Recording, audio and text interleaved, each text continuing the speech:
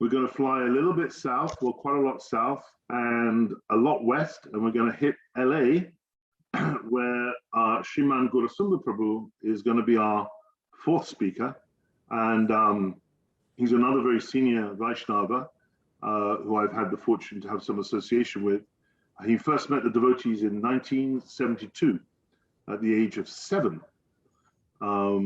He said at the age of 5, he first saw the Back to Godhead magazine in the UK, in England, and he met Srila Prabhupada at the age of 9. So very, very fortunate, and received all of his garlands directly from the hand, from Srila Prabhupada's hand at the age of 9. Wow, isn't that beautiful?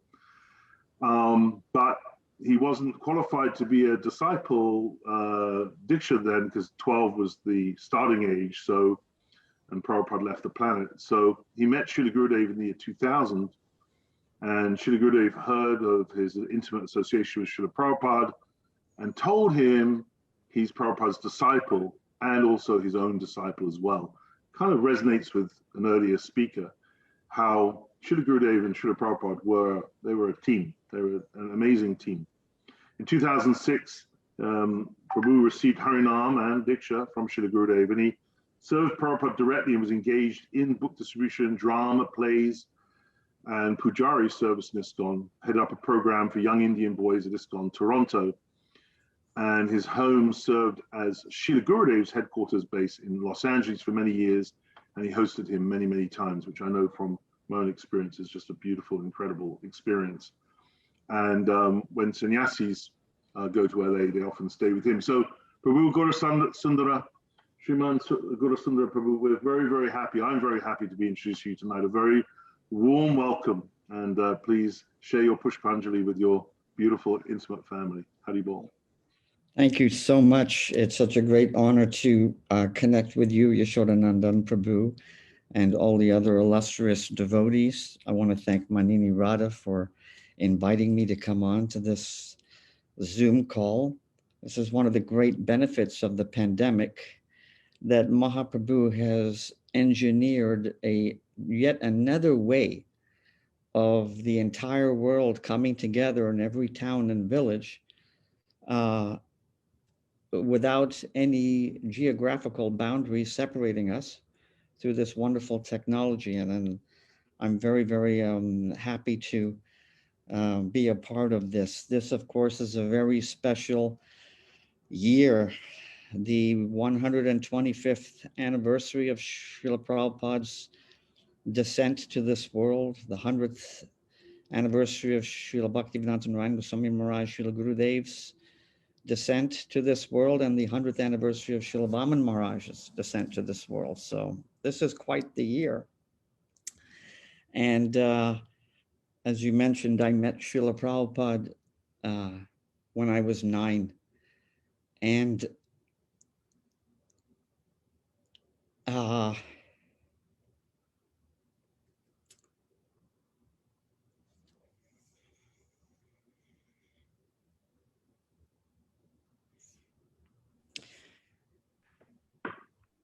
sorry,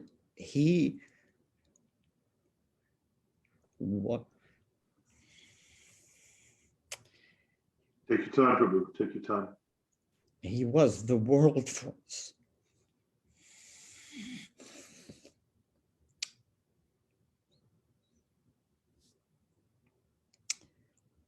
Just stand.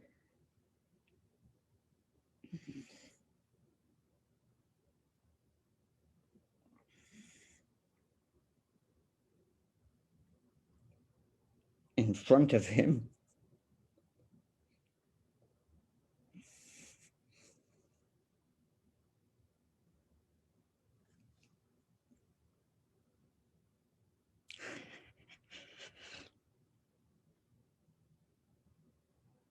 Was to stand in front of God.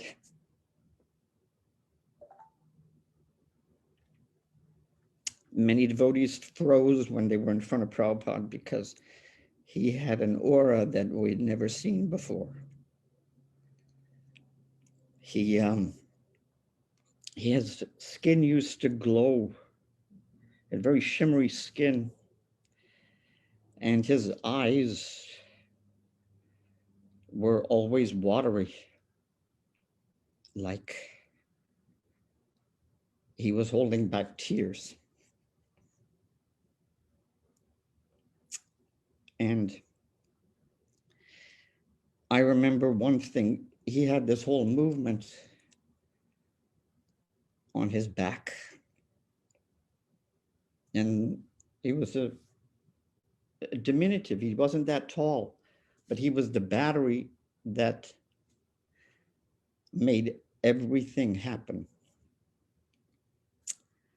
He had the ability to make, even if you never saw him and if you were serving in his temple, that you were intimately connected with him. There wasn't like sometimes nowadays where I have to be with my Gurudeva, I have to travel here, I have to have his darshan. No one ever felt that for a second during the time of Srila Prabhupada. In his time, he expanded himself into every atom in the temple. Every atom. You could feel him everywhere. You were in his bosom. You felt like you were on a rocket ship going to Goloka. People were joining in droves every day and every weekend. It was a revolution like the likes of which no one had ever seen before.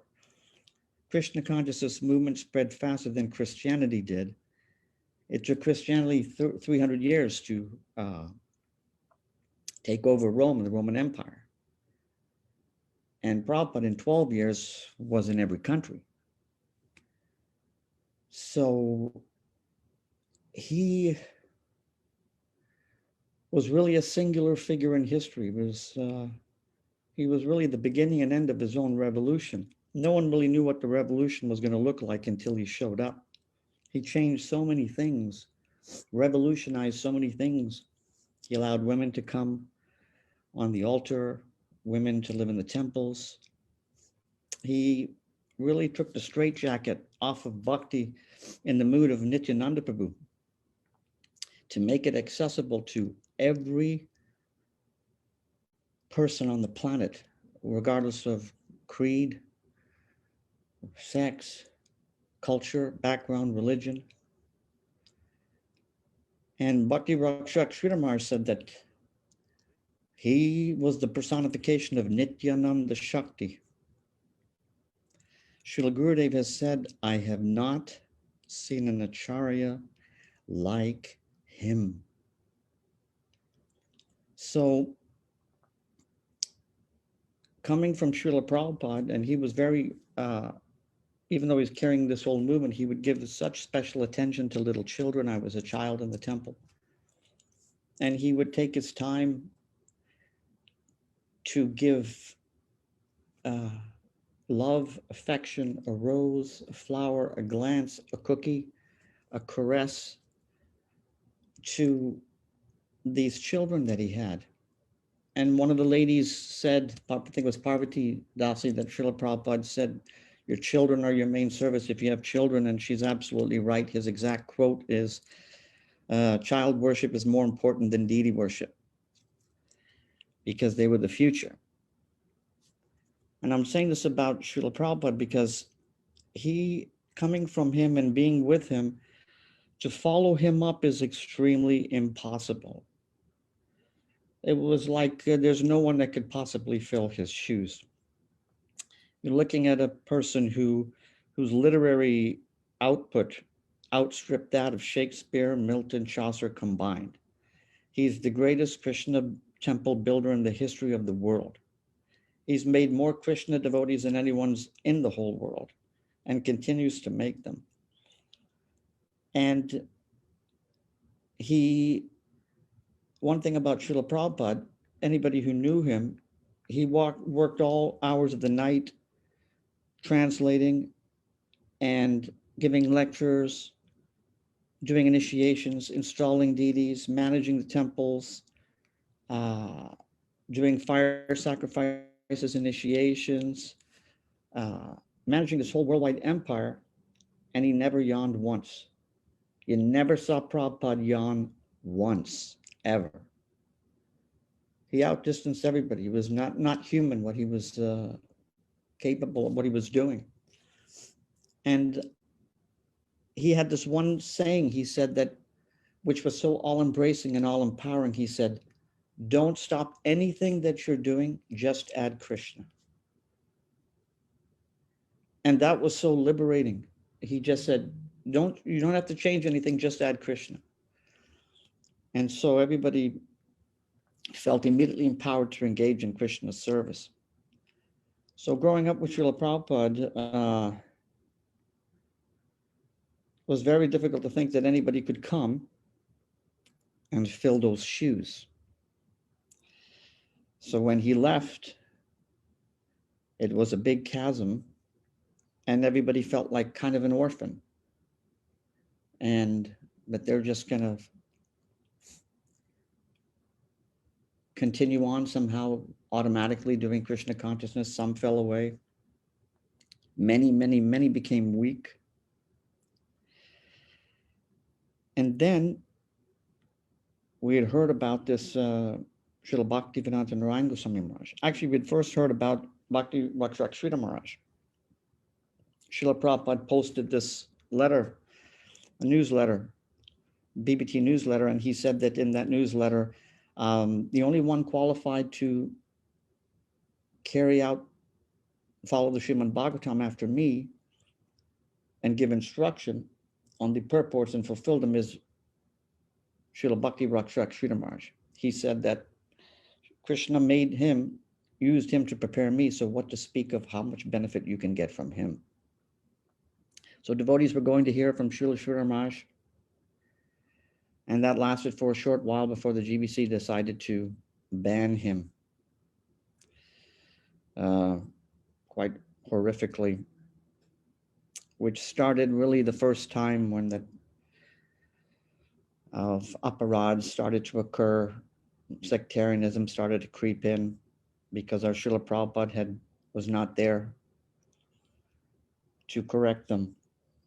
And then Srila Gurudeva Narayana Goswami Maharaj came, and I remember when I first saw him in Badger, New Braj.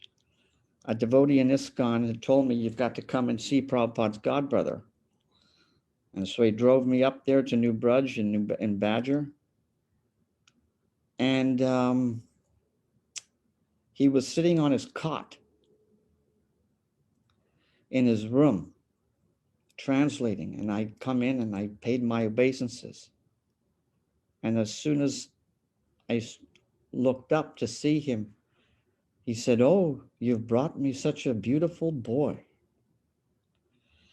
And I remember Srila Prabhupada, he spoke 9 syllables to me when he first spoke to me.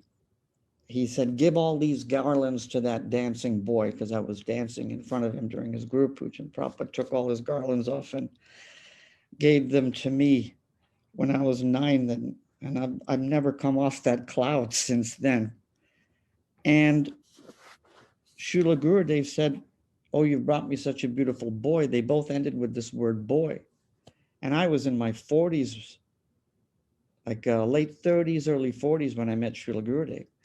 But that voice had the same lilt and the same warmth and the same embrace and the level of affection that I'd only heard from Gurudev Srila Prabhupada.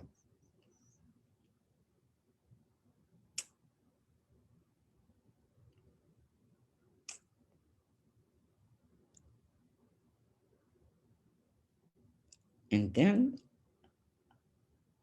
I knew he was back.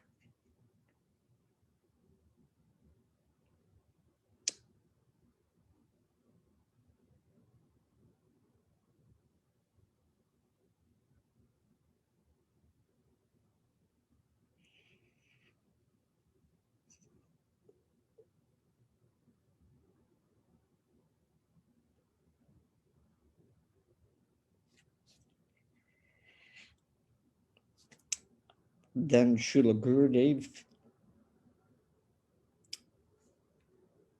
he I gave him a donation, and he held me close. And then he said, "You stay close to me."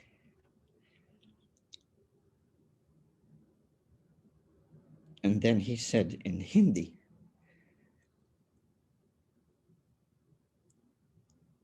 "Tu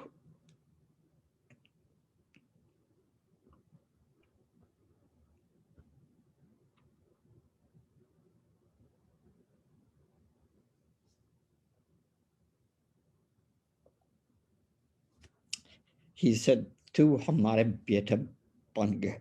You become my beautiful son."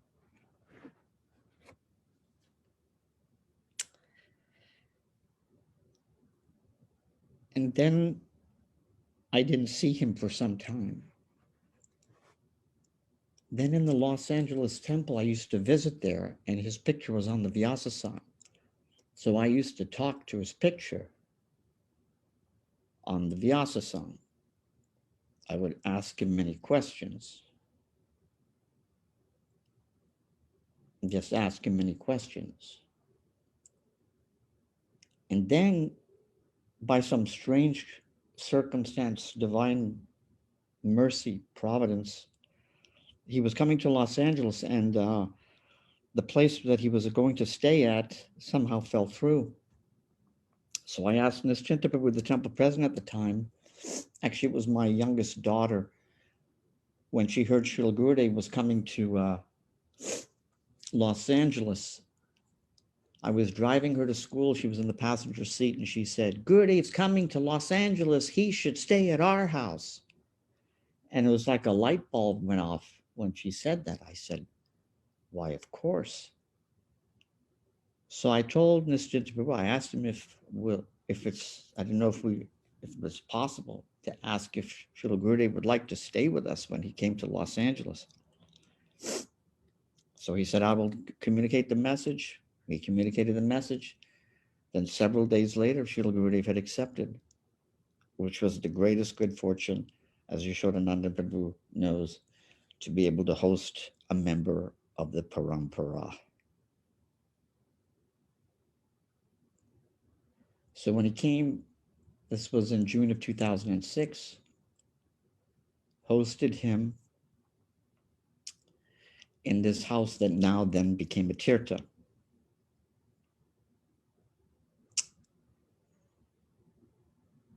And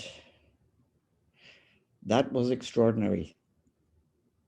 The whole place becomes completely transformed because everything Srila Gurudeva looks at, he offers to Radha and Krishna. So the whole place becomes Mahaprasad. All the devotees flood in, come to all corners of the house, people from all over the world surrounding the perimeter of the house.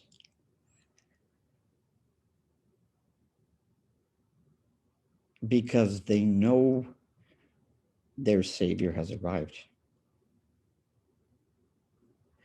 So he came.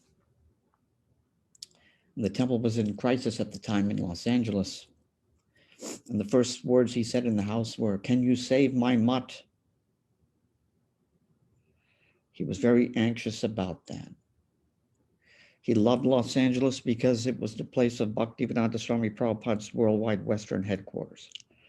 He said, "I want my Western headquarters here, like Swamiji." He told it very, very clearly over and over and over again. And the walls in this house ring with those words.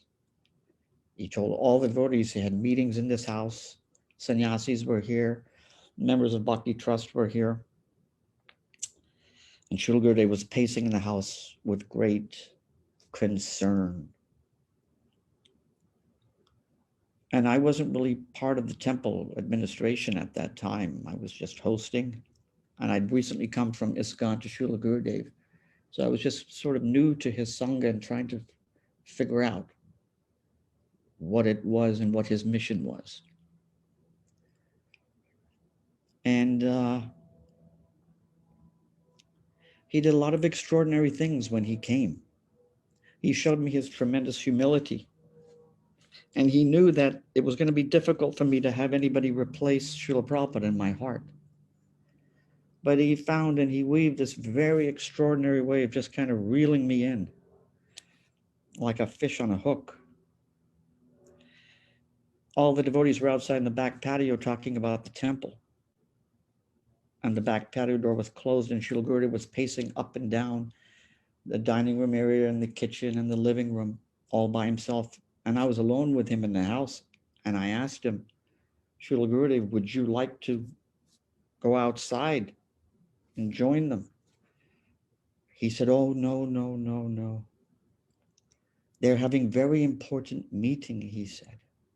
And if I go there, they will all stop the meeting and do sastang dandavat pranams to me, and I don't want to disturb that meeting. So I got to see how much his temple meant to him,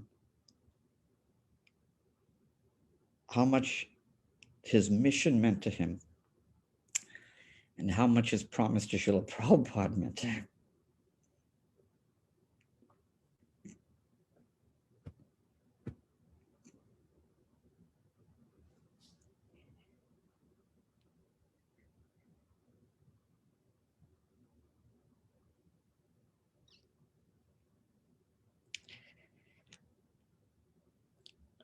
He didn't want to let Prabhupada down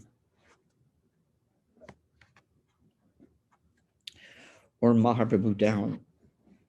He knew that he had to come to give the final template to Prabhupada's mission. Prabhupada established the first platform, but he didn't complete the last section.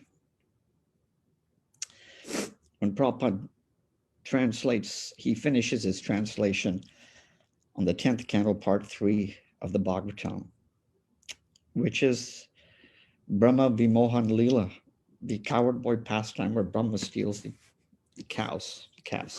So Prabhupada leaves the planet at that time. And he hands the torch as we now move into the Madhurya Rasa pastimes to his successor, Srila Bhaktivedanta Narayana Goswami Maharaj, whom he handpicked at the end on the final bed, where one spiritual titan now anoints the other. Srila Prabhupada knows what Srila Gurudeva has come to give, that Vraj Rasa now has to come. Prabhupada has established a platform. Some quite foolishly may not think out of ignorance that Srila Gurudeva is the true successor to Srila Prabhupada. But this is because they don't know that that is how the tattva naturally succeeds. It moves from Vaidhi Bhakti to Raganuga Bhakti, from Vaikuntha Prem to Vraj Prem, from Vishaya Bhagwan to Ashraya Bhagwan, from the Aishvarya conception of God to the Madhurya conception of God, and from the external mood of Mahaprabhu to the internal mood of Mahaprabhu. So Srila Gurudeva is the natural successor to Srila Prabhupada because that's the way the tattva naturally progresses. And when I saw Srila Gurudeva's lotus feet, it was quite astonishing because they look exactly like Srila Prabhupada's. Those of us who've touched Prabhupada's feet know what they look like, what they feel like. And when I touched and I saw Srila Gurudeva's lotus feet, they're identical. For the longest time, I tried to put Srila Prabhupada and Srila Gurudeva in two different chambers of my heart. I said, okay, now I have two gurus. And I tried to work with this conception for quite some time. It didn't work. One was in one chamber, the other was in the other chamber. And for the longest time, for years, there was this great division. And I prayed and prayed and prayed about how can I heal this split? They can't be split in me. And then one day, very beautifully, one came they came inside one another and one sat in the other. It was Srila Prabhupada who sat in Srila Gurudev. And then I realized they're not two, they are one. And one sits inside the other in an unbroken chain. And this is a Kanda Guru Tattva. There's not two, it is one. And that was very hard, but that was the breakthrough that I needed, that Srila Gurudev gave me and Srila Prabhupada gave me to heal this division, which was a division in many devotees' hearts coming from ISKCON, coming from Srila Prabhupada. They served this mission of Mahaprabhu in such a way that so many codes they gave, like Srila Prabhupada rolled the chapatis and Prabhupada and Srila Gurudev cooked the chapatis. And Srila Prabhupada really gave us a kind of a front row seat to the theater of Sri Krishna's pastimes. But then Srila Gurudev comes and gives you a backstage pass of what's going on behind the scenes. Srila Prabhupada built the cake of Krishna Bhakti. And then Srila Gurudev comes and puts a big cherry up on top of it. And he drenches Prabhupada's cake with this nectarian cherry juice. But Srila Gurudev's cherry is so huge that it threatens to overwhelm the whole cake. And these twin spiritual titans, who are now celebrating during their anniversaries, the 125th and the 100th, really represent the left and right ventricles of Srimati Radhikadi's heart. They're the two legs of the compass of all Vedic thought, Vaidhi and Raghunuga. And I'm very fortunate in this life to have met both. And both of them slept in my bed. Prabhupada slept in my bed too when I was a kid. He needed a bed to sleep in when he was there. And I had a mattress. And at my mother's place, and Prabhupada was staying up at the apartment up at where my mom was. And so Prabhupada selected my mattress to sleep on. It was a therapeutic mattress. So Prabhupada slept in my bed, and then Gurudev slept in my bed here. So I can't understand this mercy of giving this bed shelter to two members of the Parampara. But I'm completely overtaken. And when I met Srila Prabhupada, darshan of the Acharya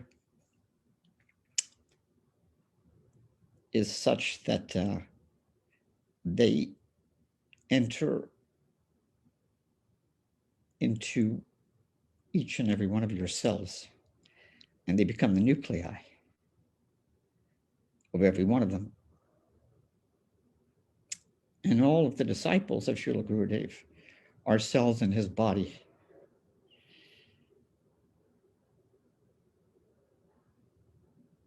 And we're in this big, giant family now of Mahaprabhu through the guardianship of our acharyas. And I fell into a coma once in 2014. And in that coma, Srila Gurudev came to me and he said, "You'll see a lot of things in my Sangha after I depart. And it may upset you, certain things." But he said, "Don't be angry because everybody is in my shower."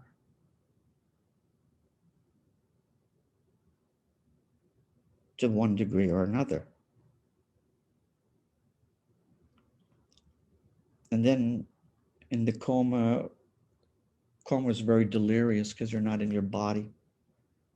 He took me high above the earth, and he was wearing an umbrella and wooden sandals and carrying a water pot, kamandalu. And he took me all across the earth, and he said, my preaching is continuing all over the planet. I'm preaching everywhere. And this reminded me of Srila Prabhupada. Srila Prabhupada said that after I'm finished preaching here, I'm going to the lower planets to preach there. So these are the emissaries of Mahaprabhu in this Danya Kali Yuga, the most fortunate of Kali Yugas, that those in the Satya Yuga pray to be born in this Danya Kali Yuga, which comes once every 8,600,000,000 years. Because this is the only yuga where the door of Vraj Prem is opened. In every other yuga, it's closed. It only opens once when Mahaprabhu descends, once every 8,600,000,000 years, where Vraj Ras is disseminated. And Srila Gurudeva is the topmost Vraj Premacharya of our time, who, on the order and request of Srila Prabhupada, who set the foundation for Vraj Prem and Vraj Ras on behalf of Mahaprabhu to descend to this world, have come together to do this. And glorifying them is the only duty of the disciple. And there's really no other purpose for any living entity on this planet other than to engage in Mahaprabhu's mission, because then everybody will be benedicted in the highest manner. Every jiva has waited trillions of lifetimes to be born in this yuga, because this yuga one has the highest level of transcendence, Braj Prem.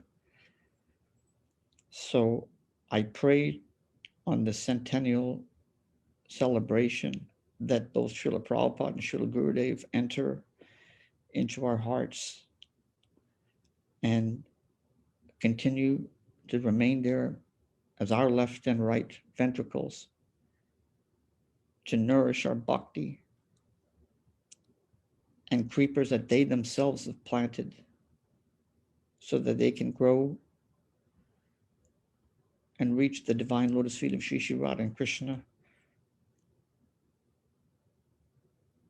where our two beloved masters sit. Gaur Premanandi, Hari Hari. Dandavats, Guru Sundara. Can you unmute yourself, Prabhu?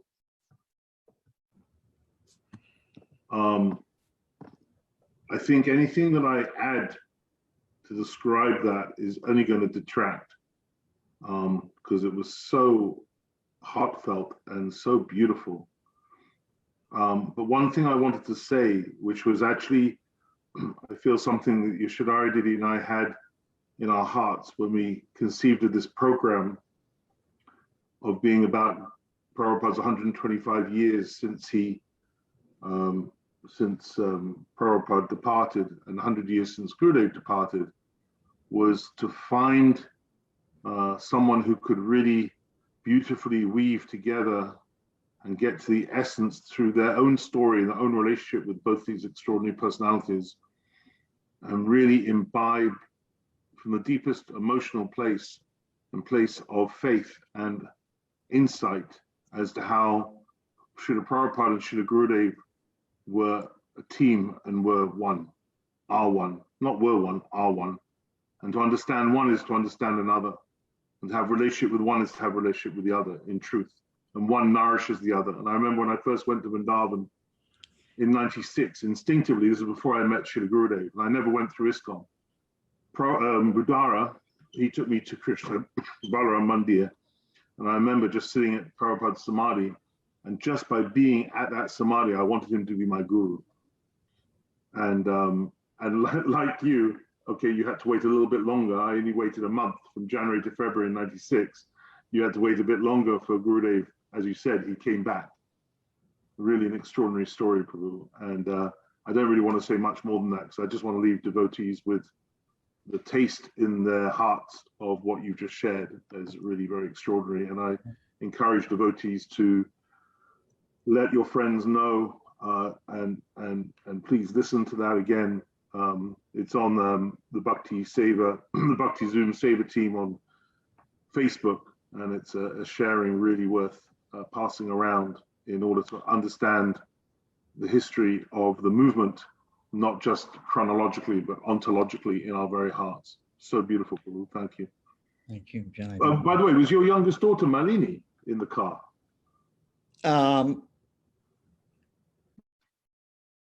You're on mute. You've muted yourself, Prabhu. Mute.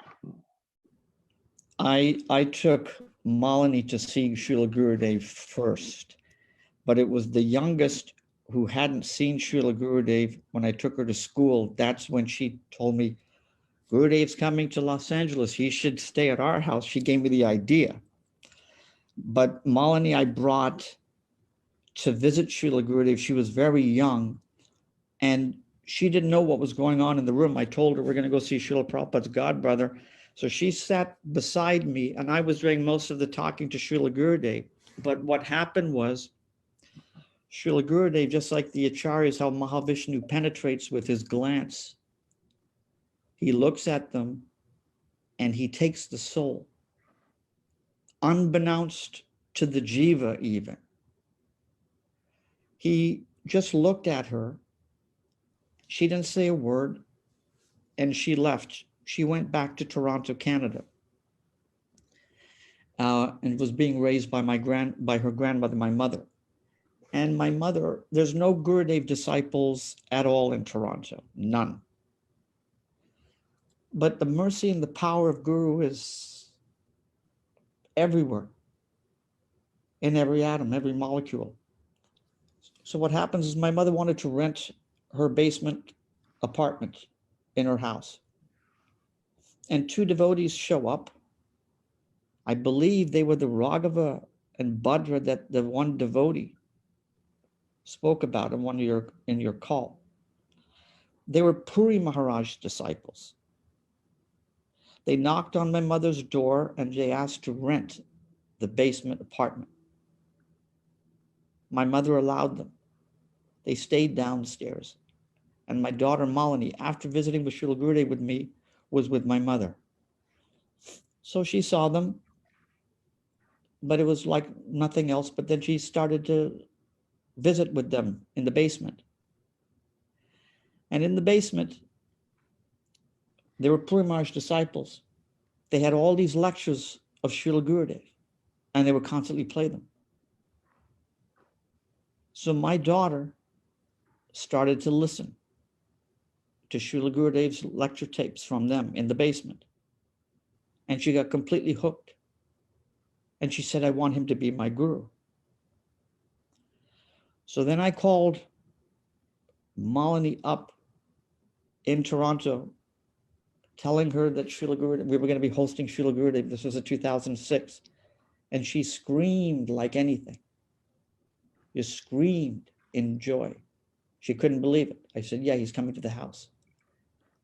Then we flew her back from Toronto back to Los Angeles for the greeting here and the hosting. But what it was is Srila Gurudev just looked at her and took her, but made the arrangement that these Puri Maharaj disciples in Toronto, Canada, of all places, since there's no Gurudev disciples there, would come, have lectures of his, she would hear them, and the seed that he gave to her through his glance, he would water through them, who were looking for an apartment and who happened to rent a downstairs apartment basement from my mom. And he created a disciple this way. Amazing. So I remember Srila Gurudev, when I was hosting him here, all the questions that I asked to Srila Gurudev's picture in the Vyasasan temple, when I was hosting Srila Gurudev, I didn't have time to ask him any questions because I was very busy with the hosting. As you know, it's very all-consuming when you're hosting the Acharya. But he made sure that his door was open as darshans were going on, private darshans. And I was just walking back and forth to the living room doing all sorts of tasks for the hosting. And he made sure that every question that I asked to the picture, he answered over another devotee's shoulder in a private darshan within earshot that I could hear it at the moment that I was passing, for every question that I asked, kind of showing me his omnipotence. He knew that I needed to feel that he was cut from the same cloth of Srila Prabhupada, that he had the same potency, that he was full Guru, Sadguru. So he would give me these little hints. But he did many other things, many mystical things. One time I went to pick him up at the airport. When I went to pick him up at the airport, this is that first time, 2006. This is quite extraordinary. I can't explain it to this day. I'm driving in the van. The van is empty. Other devotees have come in vans, but my van is the van that Srila Gurudeva is supposed to come in. And at the airport in Los Angeles, you can only park for a short moment at the curb because then the securities tell you have to move. So it was like, I just parked there and Srila Gurudeva was supposed to come out with the big entourage. All the devotees were already inside the terminal at the baggage claim, ready to greet him. And all of a sudden, and this is after I'd been speaking to him in the pictures on the Vyasa-san, Srila Gurudeva comes out of the baggage claim completely alone, not a single devotee with him, and comes right to me in the van to the pass, and he puts his hand and he looks at it and he starts to smile like, I've heard you. And then all of a sudden, I can't explain this now. Another Gurudev shows up with the rest of the crowd, all the other devotees. And the two forms kind of come together and he comes into the van. So even though miracles are for fools, that one devotee said, it's true. But Guru sometimes gives these little glimpses just to show his full potency. So he is extraordinary, and he is the undisputed successor of Srila Prabhupada. Right. And to remember Srila Prabhupada authentically, to Srila Gurudeva authentically, you have to remember Srila Prabhupada. He said, honor Prabhupada, then honor me. And Srila Gurudeva and Prabhupada, they're inseparable. Bosom buddies, they complete the template. One is the Sambandha Gyanacharya, the other is the Prem Prayojanacharya. And Mahaprabhu sent them in the order that he sent them in order to prepare humanity for this deluge of Raj Prem that Mahaprabhu has planned for 8,600,000,000 years. Yeah, beautiful, Guru.